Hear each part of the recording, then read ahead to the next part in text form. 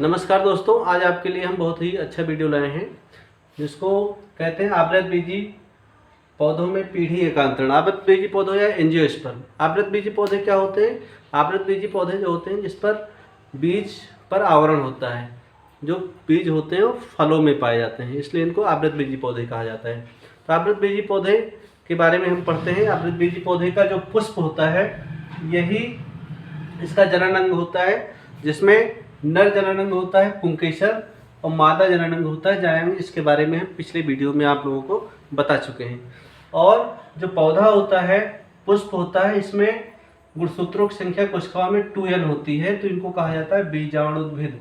तो बीजाणुद्भिद जो पीढ़ी होती है इसकी मुख्य पीढ़ी होती है जिसमें गुणसूत्रों की संख्या 2n होती है, कोशिकाओं में डबल होती है। और जो पुष्प होता है इसका नर भाग होता है पुंकेसर, जिसमें मियोसिस द्वारा सूक्ष्म बीजाणु या परागकण का निर्माण होता है। इस क्रिया को कहा जाता है माइक्रोस्पोरोजेनेसिस। तो माइक्रोस्पोरोजेनेसिस कौन सी क्रिया है? जिसमें परागकोश में परागकणों का निर्माण होता है अर्धसूत्रीय विभाजन द्वारा। तो इस क्रिया को कहा जाता है माइक्रोस्पोरोजेनेसिस या सूक्ष्म बीजाणु जनन। दूसरी क्रिया जो होती है जायांग, मादा जनन जो होता है, इसमें अंडाशय होता है, अंडाशय में बीजाणु होते हैं, तो बीजांड होते हैं। तो बीजांड में जो क्रिया होती है उससे बनता है भ्रूण कोश। मियोसिस की क्रिया से भ्रूण कोश का विकास होता है। तो भ्रूण कोश में मादा युग्मक होता है। तो इस तरह से परागकण को नर युग्मकोद्भिद कहते हैं, नर युग्मकोद्भिद, और इसको कहते हैं मादा युग्मकोद्भिद। तो ये जो मादा युग्मकोद्भिद है भ्रूण कोश होता है, और नर युग्मकोद्भिद जो होता है परागकण होता है।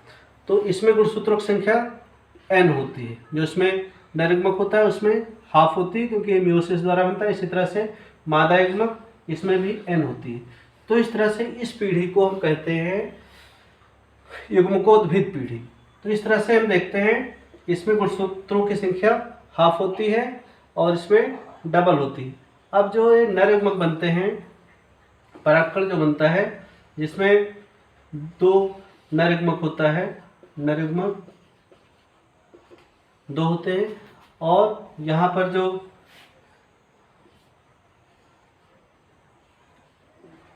3 कोशिकाएं यहाँ पे होती हैं, यहाँ पे और यहाँ पे 2। तो इस तरह से इसको कहते हैं द्वितीयक केंद्रक।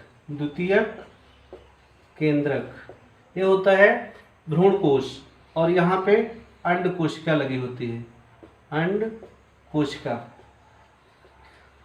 जिसमें गुणसूत्रों की संख्या हाफ होती है। द्वितीयक केंद्रक के दोनों केंद्रक के जोड़ने से बनती है, इसलिए इसमें गुणसूत्रों की संख्या डबल होती है। अब जो इसमें परागकण है, परागकण ये पहुंचता है वर्तकाग्र पे। कहाँ पे पहुंचता है? वर्तकाग्र पर, जायांग के वर्तकाग्र पे पहुंचता है। और यहाँ पर जो बीजांड होते हैं इसमें भ्रूण कोश होता है। तो यहाँ पर पराग नलिका बनती है, पराग नली ऐसे बनती है, और पराग नलिका धीरे धीरे पहुँच के बीजांड में और भ्रूण कोश के केंद्रकों से इसके केंद्रक संयुग्मन करते हैं। इस क्रिया को निषेचन कहा जाता है। तो सबसे पहले क्या होता है कि जो पहला नर युग्मक होता है, फर्स्ट नर युग्मक, पहला नर युग्मक प्लस ये जुड़ता है अंड कोशिका से, अंड कोशिका से, तो इससे बनता है जायगोट, जायगोट बनता है। दूसरा जो नर युग्मक होता है, सेकंड नर युग्मक जो होता है, ये जुड़ता है द्वितीयक केंद्रक, द्वितीयक केंद्रक, जिसमें गुणसूत्रों की संख्या हमने बताई 2n होती है। तो इसको 2n लिख लेते हैं। नर युग्मक पे n होता है, इसमें भी n होता है, अंड कोशिका में n होता है। तो nn से जो जायगोट बनता है 2n होता है। और जो इससे बनेगा, इस क्रिया को त्रिसमयकन कहेंगे। इससे बनता है भ्रूण पोष, एंडोस्पर्म का निर्माण होता है। तो इसमें गुणसूत्रों की संख्या 3n होती है। इस तरह से हम देखते हैं जायगोट में गुणसूत्रों की संख्या 2n होती है और भ्रूण पोष में 3n होती है।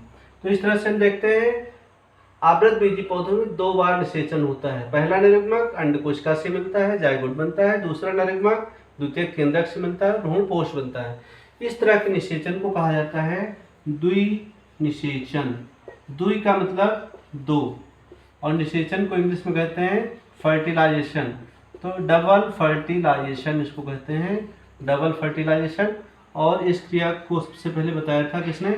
नौसिन वैज्ञानिक थे, उन्होंने बताया था। तो इस तरह से हम देखते हैं कि निषेचन की क्रिया के बाद में जायगोट बन जाता है। अब जायगोट जब बन जाता है तो जायगोट जो बनता है, ये जायगोट होता है 2n। अब डबल गुणसूत्रों की संख्या इसमें डबल होती है। इस तरह से ये बीजाणुयुक्त पीढ़ी का विकास हो गया। फिर बीज का विकास इसी से होता है, बीजांड से, और बीज से पौधे का विकास होता है। तो इस तरह से हम देखते हैं आवृत बीजी जो पौधे होते हैं, इसमें नरयुग्मकोद्भिद पीढ़ी होती है, जो होते हैं परागकण, और मादा युग्मक होते हैं जो कि बहुत कम विकसित होते हैं। और जो मुख्य पौधा होता है बीजाणुद्भिद, ये बहुत ज़्यादा विकसित होता है। तो इस तरह से किसी भी पौधे के जीवन चक्र में ये लगातार होता रहता है कि सबसे पहले बीज बनता है, बीज से पौधा बनता है, पौधे में पुष्प आते हैं, पुष्प से पुंकेसर से परागकण बनते हैं, और जायांग से बनता है मादा युग्मक जिस भ्रूणकोश में जो होता है, और इनके फिर से निषेचन से, डबल फर्टिलाइजेशन से, द्विनिषेचन से बनता है जायगोट, जिसमें गुणसूत्रों की संख्या फिर डबल होगी। तो गुणसूत्रों की संख्या जिसमें डबल है, 2n है, वो है बीजाणुद्भिद पीढ़ी।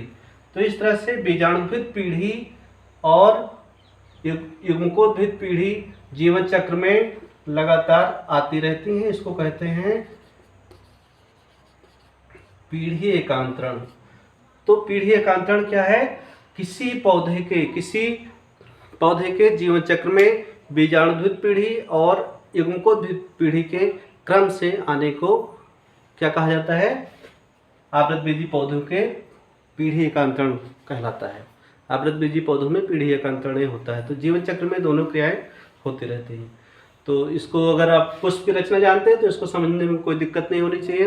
बोर्ड एग्जाम के लिए बहुत ही महत्वपूर्ण क्वेश्चन है। धन्यवाद।